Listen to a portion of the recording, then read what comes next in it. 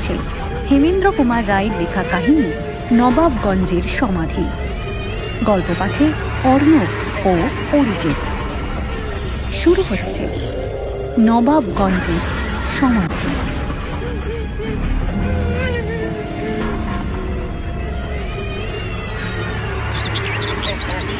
হাওয়া বদলাতে গিয়েছিলাম হাজারিবাগে। হাওয়া নিশ্চয়ই বদলালো, মন কিন্তু বদলালো না।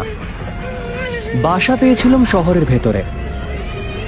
সেখানে কিছু কিছু গাছপালা থাকলে কি হয়, সেই ধুলো ভরা রাজপথের পর রাজপথ, দুধারে বাড়ির পর বাড়ি, অফিস, আদালত, হাট বাজার, পানের দোকান, মোটর, বাস, রিক্সা, লোকের ভিড়, হট্টগোল।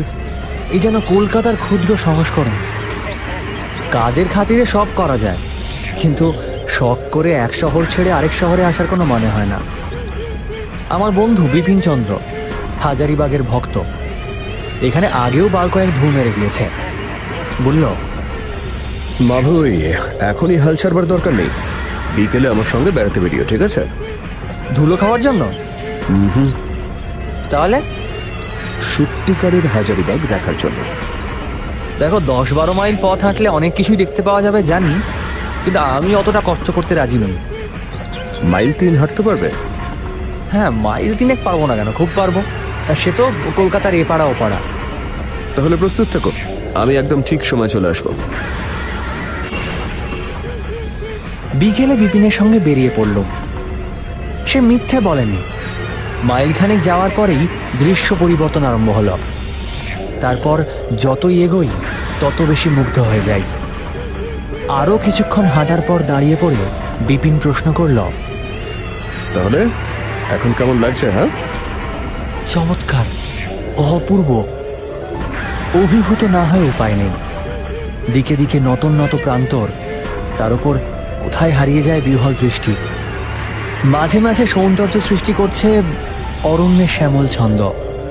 কল্পনার রহস্য বিচিত্র দুর্গের মতো দাঁড়িয়ে আছে পাহাড়ের পর পাহাড়।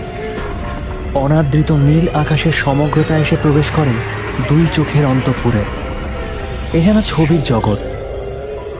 একটা বড় পাথরের উপর বসে পড়ে বললুম, হ্যাঁ, এই হচ্ছে সত্যিকারের হাজারিবাগ।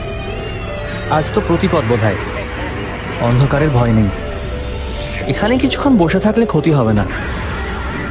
না, ক্ষতি হওয়ার সম্ভাবনা কিন্তু দেখা দিয়েছে।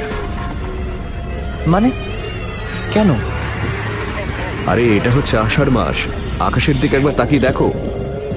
তাকিয়ে দেখলুম আকাশের এক প্রান্ত জুড়ে দেখা যাচ্ছে কাজল কালো মেঘ।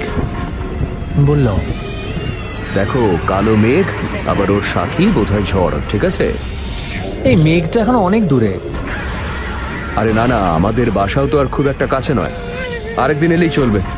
চলো চলো, আজকে উঠে পড়ি। বিপিনের অনুমান ঠিক।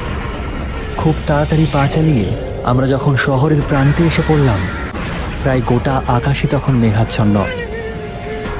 গাছে গাছে ঝোড়ো হাওয়ার একটানা চিৎকার। গায়ে পড়ল জলের কয়েকটা বড় বড় ফোঁটা। বাসা তখনও বেশ খানিকটা দূরে। তো বৃষ্টিকে বোধহয় ফাঁকি দিতে পারবো না। জলের ফোঁটা বেড়ে উঠল। হঠাৎ মোড় ফিরে একটা গলির ভেতর ঢুকে বিপিন ছুটতে ছুটতে বলল, এদিকে এসো। একটা প্রশস্ত জীর্ণ দরজার পর খানিকটা জঙ্গলময় জমি। আলো আধারের মধ্যে দেখা গেল চারিদিকে কতকগুলো দোদুল্যমান বড় গাছ, এবং তাদেরই মাঝখানে সার গাঁথা খিলানওয়ালা বাড়ি। তারই ওপরে মস্ত একটা সুডল গম্বুজ, ভাঙা সিঁড়ির ধাপ। একটা খিলানের তলা দিয়ে দালানে গিয়ে দাঁড়ালুম। জিজ্ঞেস করলুম, এটা কি মসজিদ নাকি? হ্যাঁ গো, শেষে বিপদে পড়বো না তো? আরে ভয় নেই, ভয় নেই। এটা হচ্ছে নবাবগঞ্জের সমাধি ভবন। কার সমাধি সেটা ঠিক জানি না, কিন্তু এখানে এখন কেউ থাকে না। কৌতূহলী হয়ে টর্চের এবং তখনও যেটুকু দিনের আলোর আভাস ছিল তার সাহায্যে দেখলুম এ হচ্ছে বহুকালের প্রাচীন সমাধিপুরী। মলিন দেওয়ালগুলো যত্নের অভাবে কালের অত্যাচারে ক্ষতবিক্ষত হলেও এখনও ওখানে রয়েছে সূক্ষ্ম সুন্দর নকশার চিহ্ন। প্রচুর অর্থ ব্যয় করে সব দিকের মাপজোক ও ছন্দ বজায় রেখে শ্রেষ্ঠ কারিগর দিয়ে যে এই সমাধি মন্দির গড়ানো হয়েছে সে বিষয়ে কোনো সন্দেহ নেই। আর এই সমাধি যে কোনো নবাব বা সম্ভ্রান্ত ব্যক্তির, তাও আন্দাজ করা কঠিন নয়। দালানের পরে দেওয়ালের গায়ে একটা কুলুপ দেওয়া দরজা, মূল সমাধিকক্ষের ভেতরে যাওয়ার পথ। চারদিকে বোধহয় জাফরি কাটা শ্বেতপাথরের পর্দা বা জানলা। পর্দায় জাফরির ছিদ্রগুলো ইভা কারা কাদামাটি দিয়ে বন্ধ করবার চেষ্টা করছে, যেন বাইরের কৌতূহলী চোখে বাধা দেওয়ার জন্যই। কোনো কোনো পর্দার ওপর থেকে কাদামাটির প্রলেপ আবার খসে পড়েছে। একটা পর্দার ছিদ্রের উপর টর্চ রেখে ভেতরে দৃষ্টিচালনা করলুম। ভালো করে দেখতে না পেলেও খানিকটা আন্দাজ করতে পারলুম। মাঝারি আকারের ঘর, মাঝখানের ঘরে একটা সমাধি বেদি। বাকি সবটা জুড়ে শূন্যতা যেন থমথম করছে। কেবল এখানে ওখানে নিচে অন্ধকার ভরে কতগুলো আলোর ফিনকি জ্বলছে, জ্বলছে আর নিভছে, ঠিক যেন জোনাকি। পর্দার ছেঁদার মধ্যে দিয়ে কতগুলো জোনাকি কি ঘরের মধ্যে ঢুকে পড়েছে। সেই মৃত্যুপুরীর অন্ধকারে জীবনের এই দীপ্তি যেন অস্বাভাবিক বলে মনে হলো। বাইরে আকাশ যেন বলছে ভেঙে পড়ি। দিনান্তের শেষ আলোটুকু করেছে নিবিড় তিমিরের কোলে আত্মসমর্পণ। থেকে থেকে জেগে উঠছে শুধু লকলকে বিদ্যুতের আলো, এবং সাথে সাথে ক্রুদ্ধ বজ্রের জগৎ জাগানো যুদ্ধ ধ্রুপদ। ঝড়ের প্রচণ্ড তাড়নায় সমাধি ভবনের আশেপাশের মস্ত মস্ত পুরনো গাছগুলো ঠিক যেন অতিকায় জীবের মতো ছটফট করতে করতে কোলাহল করছে, ভয়াবহ কোলাহল। আর ঝরছে হুড়হুড় করে অবিশ্রান্ত জল, ঝমঝম করে, যেন সৃষ্টি ভাসাতে চায় প্রলয় প্লাবনে। এমন বিষম বৃষ্টি জীবনে দেখিনি। এ হচ্ছে একেবারে অভাবিত। 1 ঘন্টা কেটে গেল, 2 ঘন্টা যায় যায়, তবুও বৃষ্টি থামল না, তার জোরও কমল না। শব্দ শুনেই বুঝলুম নিচেকার জমি ডুবিয়ে কলকল করে বন্যার প্রবাহ চলছে। বড় রাস্তা খুব কাছেই, কিন্তু সেখানে মানুষের একটুও সাড়া নেই। কিন্তু আমরা যেন পৃথিবীর বাইরে এসে পড়েছি। দুজনে 2 খিলানের মাঝখানটায় দেওয়ালে ঠেসান দিয়ে বসেছি, তবু কনকনে দমকা বাতাসের সঙ্গে সঙ্গে বরফের ঠান্ডা জলের ঝাপটা এসে হাড়ের ভেতরটা পুরো অসাড় করে দিচ্ছে। ঠক ঠক করে কাঁপতে কাঁপতে বললুম, বাপরে বিপিন, এরম করে আর কতক্ষণ কাটবে? কোনো সাড়া পেলুম না। বিপিন ঘুমিয়ে পড়ল নাকি? জোরে ডাকলুম, বিপিন। রাস্তা তো পুরো নদী, বাড়ি যাবে কেমন করে? আরে কি হে, যা বলছি শুনছ? আমি এখন কিছুই শুনছি না, বুঝেছ? আমি এখন শুধু ভাবছি। ভাবছো? কি ভাবছো? ভাবছি যে ওই জাফরি কাটা পর্দার ফাঁকগুলো কাদামাটি দিয়ে ভরাট করা হয়েছে কেন? এই নিয়ে আমার ভাবনা কিসের? এর তো সোজা উত্তর হচ্ছে বাইরের লোকের ঘরের ভেতরে তাকানো নিষেধ। বিপিন উত্তেজিত স্বরে বলল, কেন নিষেধ হয় শুনি? আর কেই বা নিষেধ করে? এটা হচ্ছে পুরো সমাধি, এর মালিক নেই, আর থাকলেও নিষেধ করবে কেন? ঘরের ভেতর তো আছে খালি একটা গোড়। আরে ভারতের কত দেশে কত বড় বড় নবাব বাদশার গোড় দেখে এসেছি, কোথাও কেউ নিষেধ করেনি। আর এই বেওয়ারিশ সমাধি বাড়িতেই বা নিষেধ থাকবে কেন? ভেবে দেখো, যখন এই জাফরি কাটা পর্দাগুলো বসানো হয়েছিল তখন তো এই নিষেধ ছিল না, কিন্তু এখন কি পাগলের মতো বকছো বলো তো? না না, আমি পাগলের মতো একদমই বকছি না। তবে তুমি কি বলতে চাও? বলতে তো এটাই চাইছি যে এর মধ্যে কোথাও না কোথাও রহস্য তো আছে। রহস্য? কি রহস্য? অপার্থিব একটা রহস্য। আচ্ছা বিপিন, তুমি কি আমাকে ভয় দেখাবার চেষ্টা করছো? মোটেই নয়। তাহলে তোমার কথার মানে কি? মানে টানের কথা এখন রেখে দাও। কিন্তু এইমাত্র এখান দিয়ে কেউ চলে গেল। কেউ চলে যায়নি। আলবাত গেছে। আরে অন্ধকারে তুমি দেখতে পাওনি। আরে তা তুমি দেখলে কেমন করে? আমিও দেখিনি, কিন্তু আমি পায়ের শব্দটা শুনেছি। পায়ের শব্দ আমি শুনতে পেলাম না কেন? তুমি অন্য মনস্ক ছিলে। এই যাও তো, বাজে বকো না। বিপিন তার টর্চটা জেলে দালানের মেঝের ওপর উবুড় করে ধরল। প্রায় 1 ইঞ্চি পুরু ধুলোর ওপরে রয়েছে একটা পায়ের চিহ্ন। বিপিন বলল, এই দেখো। আমি হেসে উঠে বললাম, দেখবো আবার কি, তুমি নিজেই বলেছো এটা বেওয়ারিশ বাড়ি।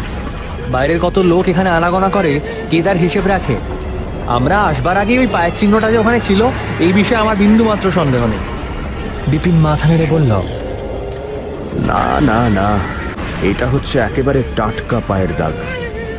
ওই দেখো, ওই দেখো, একটা একটা করে আরো কতগুলো পায়ের দাগ সোজা চলে গিয়েছে। সব কটা দাগ কিন্তু টাটকা। আর কোনো বিশেষত্ব লক্ষ্য করেছো কি? বিরক্ত হয়ে বললুম, এই মাফ করো ভাই, আমি তোমার মতো পদচিহ্ন বিশারদ নই, কোনো বিশেষত্ব আমি লক্ষ্য করিনি। প্রত্যেকটাই হচ্ছে ডান পায়ের দাগ। মানুষ তো আর এক পায়ে হাঁটে না, কিন্তু এখানে বাঁ পায়ের দাগের একটাও চিহ্ন নেই।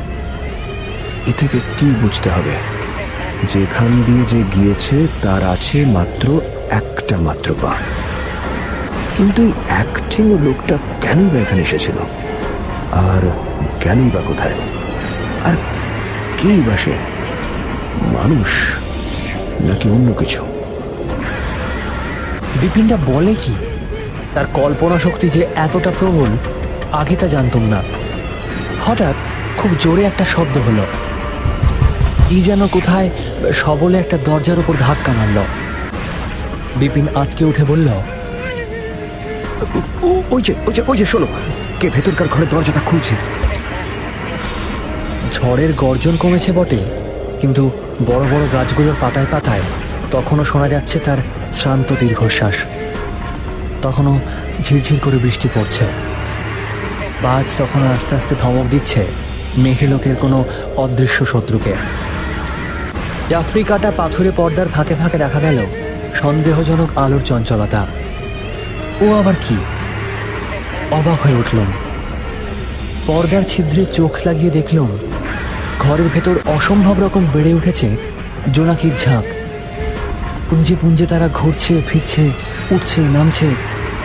সারা ঘর জুড়ে চলেছে আশ্চর্য এক আগুন জ্বালানোর এবং আগুন নেভানোর খেলা।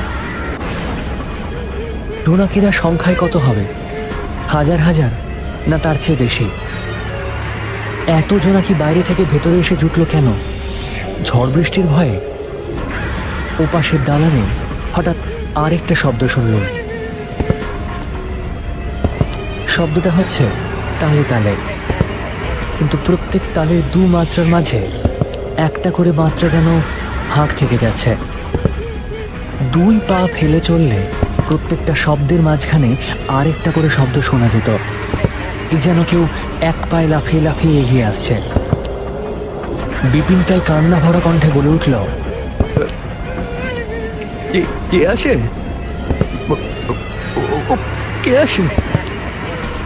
ভয় বড় সংক্রামক। এতক্ষণ পরেও আমার বুক ঢিপ ঢিপ না করে পারল না। কোনো এক পায়ের লোকের পায়ের শব্দ শোনার জন্য প্রস্তুত ছিলাম না। তার উপর এই পুরো সমাধি বাড়িতে ভীষণ দুর্যোগের রাত্রে। তড়াক করে লাফ মেরে বিপিন উদ্ভ্রান্ত স্বরে বলল,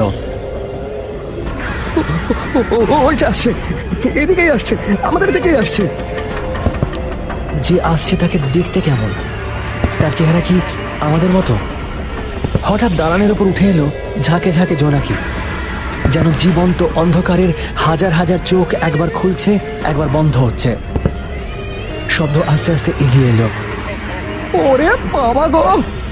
বলে চিৎকার করে উঠেই বিপিন দালানের ওপর থেকে বাইরের দিকে লাফ মারল। যেদিকে পায়ের শব্দ হচ্ছিল সেদিকে নিরন্ধ্র অন্ধকারের মধ্যে একবার দৃষ্টি নিক্ষেপ করে আমিও বিপিনের পন্থা অনুসরণ করলুম। তখনও শান্ত হয়নি বৃষ্টি স্নাত কালো রাত্রি। তখনও মৌন হয়নি বজ্রের কণ্ঠ। কেমন করে বাসায় ফিরল সেই কথা না বলাই ভালো। বৃষ্টি থেমেছে। মেঘ ভেদ করে রোদের একটা সোনালি রেখা এসে পড়েছে আমাদের সকালের চায়ের টেবিলে। বললাম, বিপিন, এই কাল আমরা মিথ্যে মিথ্যেই ভয় পেয়েছিলাম। আচ্ছা, তাই নাকি? বেশ, পায়ের দাগ সম্বন্ধে তোমার মতই নয় মানলুম, কিন্তু ওই অমন সময় গোরস্থানের দরজাটা খুলল কে? দরজা কেউ খোলেনি। দরজায় হয়তো কেউ ধাক্কা মেরেছিল। হয়তো তোমার আমার মতোই কোনো অসহায় পথিক দুর্যোগের হাত থেকে নিস্তার পাওয়ার জন্য ওখানে আশ্রয় নিতে এসেছিল। ধাক্কা মেরে দরজাটা বন্ধ দেখে মাথা গুঁজবার ঠাই খুঁজে বেড়াচ্ছিল। ও, মানে তার একটা পা নেই, তাই তো? দেখো, স্থানকালের মহিমায় আমাদের মাথা হয়তো গুলিয়ে গিয়েছিল। হয়তো কারোর হাতে মোটা লাঠির শব্দকেই আমরা পায়ের শব্দ বলে ভুল করেছিলাম। ও আচ্ছা, ঠিক আছে। তাই যদি তোমার বিশ্বাস হয়, তাহলে আজকের রাতটাও তুমি আবার ওখানে গিয়ে কাটিয়ে আসতে পারো, কি তাই তো? পাগল, গোরস্থান কি জ্যান্ত ভদ্রলোকের রাত কাটাবার জায়গা? বিপিন ঠোঁট টিপে একটুখানি হাসল, আর কিছু বলল না।